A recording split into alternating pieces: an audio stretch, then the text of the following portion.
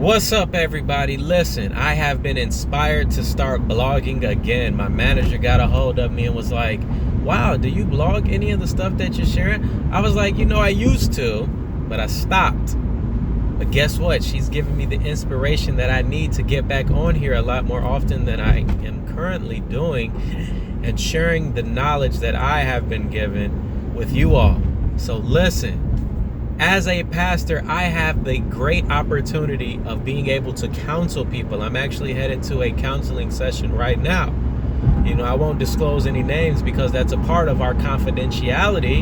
But what I will do is share with you some things that I have learned. Right? And you say, well, man, you've only been married for 3 years. How do you know so much? Listen, I know so much because of where I'm at in my life. And with who I'm in it with in my life, and that who is God. Look, when you got God with you, you can answer some things that most people can't answer. And so that's what I'm going to be sharing with you all. So the message for today is going to be along the lines of recognizing that there are 3 deadly F's that you must be aware of if you are dating, if you are courting, if you are in a relationship, if you are married. There are these 3 F words that you must be aware of and you must be cognizant of when you are in a relationship with someone. The first F that you must be aware of and act on in cooperation with your loved one is your finances.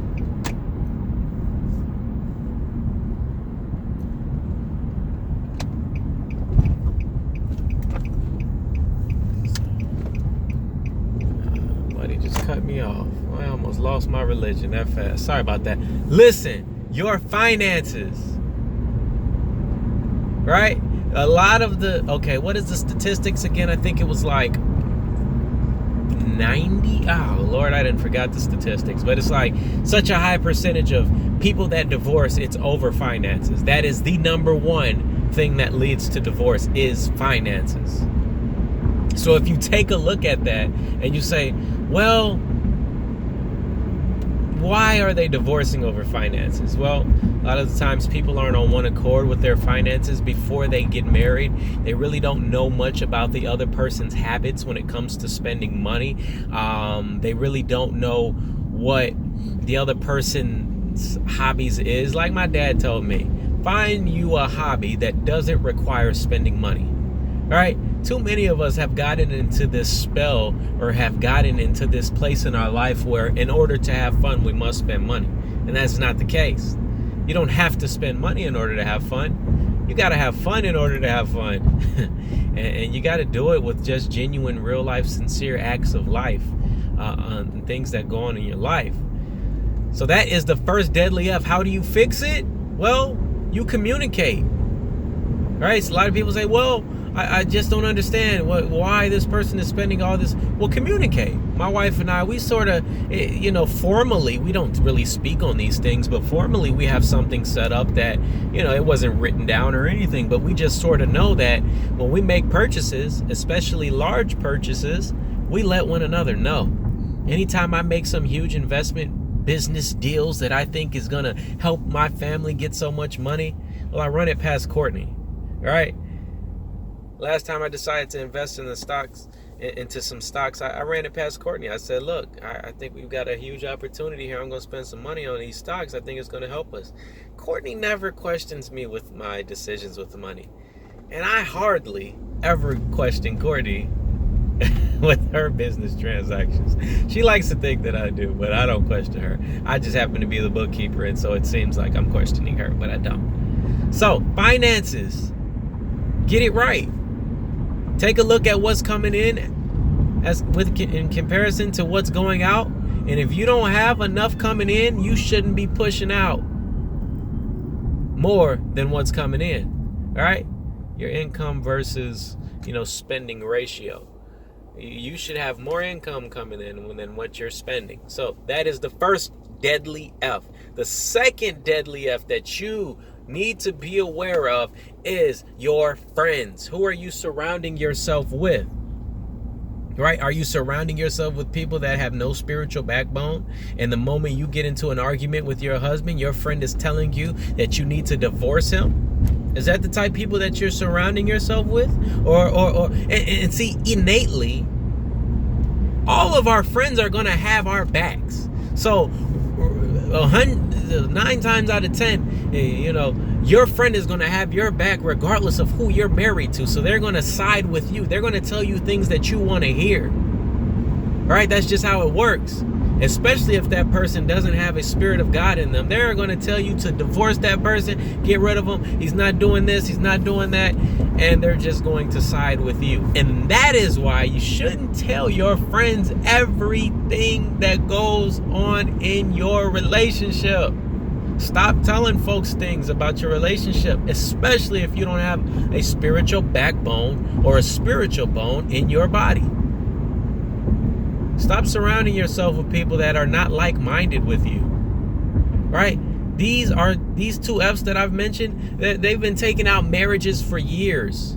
They've been taking out couples. They've been persuading couples for years that they should be divorced. But that's not of God. And that's not what I think God has called us to do. So I feel like I'm talking to the married couples, but this can be applied as you all are courting, as you all are dating, however you want to call it. These are some things to keep in mind. Learn more about the way your significant other spends their money. Learn more about who your significant other's friends are. And then this third deadly F that we're going to talk about is family. Family is similar to friends because just like friends, but even more so as a family member, you are going to ride or die with your family regardless of who they're married to. But guess what? You have this bloodline with your family member. But when that particular person of your bloodline decides to go out and marry someone else, guess what? They are starting their own family, and they don't need you taking them down and trying to make it seem as if family comes before your husband or wife, or you should always stick with family. No, family has been taking out marriages for years. So be careful what you tell your family members. You can't tell your family everything. It sucks because a lot of our family members are the people that we vent to, and so it sucks. But guess what? Family members, they're humans. And if you know anything like I know, the Bible says that let God be true and every man a liar. You cannot tell your mother and father every little thing that goes on in your marriage. You cannot tell your mother and father every little thing that goes on in your relationship. Not because you don't love them, but because it is not your loved one. It is not God.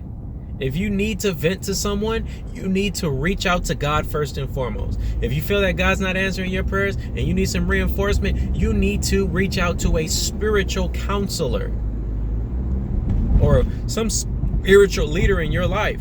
You have to.